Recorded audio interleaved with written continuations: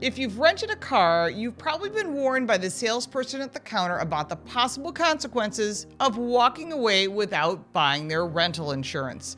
That's what the company is counting on, putting you on the spot. You might not feel confident about exactly what coverage you already have, but don't let them guilt you into buying insurance. That's what rental car companies are counting on, along with the commissions for selling you the coverage. Each state has different car insurance and rental car insurance coverage, and having experienced the ugly side of rental car agencies and the insurance coverage, it's important that you know the facts. It could save you a lot of money out of your pocket. Do you need insurance to rent a car? Well, you don't need to have your own insurance policy to rent a car. However, rental car agencies typically have minimal coverage on their vehicles, so if you get into an accident, you're probably going to be responsible for significant expenses. Now, buying additional insurance from the rental car company using a credit card or getting a separate policy that's standalone from a third-party person is an option. Can your own auto insurance coverage cover it? Well, that's determined if you already have that coverage within your own auto insurance policy. Now, you may have to call the company to get the proper information. Coverage from your own policy applies when you're using a rental car for personal, non-business purposes. So that may be an issue if you're using it for business purposes. If that's the case, your employer may have the coverage on a separate policy. You'll need to find that out before you rent the car. What about car crashes and car theft? Well, at the counter, you can purchase a loss damage waiver, or LDW.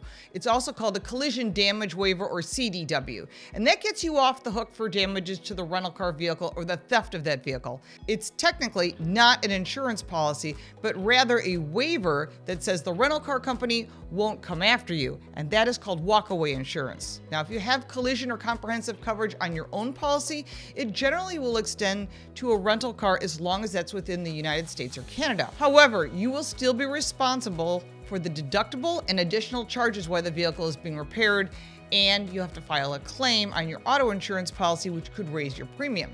Now, if you don't have comprehensive or collision on your regular policy, or you're renting in a location where the coverage isn't in effect, you should pay the LDW, or the loss damage waiver. If there's damage that you do to other cars or to other property, that's covered under supplemental liability protection, and that will pay for the damage you do to others. That vehicle protection is covered under property, and it usually goes between $300,000 and $1 million worth of coverage. You may or may not have that on your policy. That depends on what state you're in and what your policy looks like. If you have minimal liability coverage on your auto policy, you could buy the supplemental protection to boost your coverage. If there are injuries that happen to you, that personal accident insurance coverage will cover medical costs for you and your passengers if you're involved in an accident. Now, this includes ambulance and medical care and death benefits, hopefully not. And if you have personal injury protection or medical payment coverage on your own, that will help cover some of those expenses. Remember, if you're outside the US and Canada,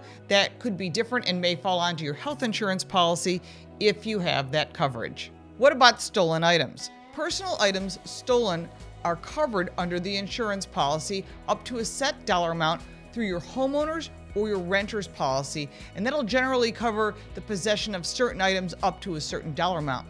You'll typically need to file a police report, and there's a deductible amount that will apply. Using your credit card for rental car coverage, well, credit cards often provide coverage for rental cars, assuming you use that card to pay for the rental and the rental is in your name.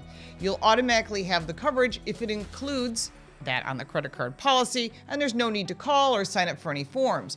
Usually this is secondary coverage, meaning your own auto insurance policy will pay out first. You want to call your credit card company to get details. Another option is buying rental car coverage on your own. There are some companies that will sell you a standalone policy for rental cars. A lot of businesses use that, and if you don't want to buy the insurance at the counter, generally you need to decline that rental car coverage and have that second policy with you. Here's the bottom line. You should be aware that rental car companies expect to earn a certain amount of income, and if the vehicle isn't being used because of damage, they're going to charge your credit card up front, and then you're going to have to get a lawyer to get that resolved. I've been there and done that, and it is very frustrating. If you want to see more videos like this, check out my website, carcoachreports.com, for more car smarts. I'm Lauren Fix for Local Now.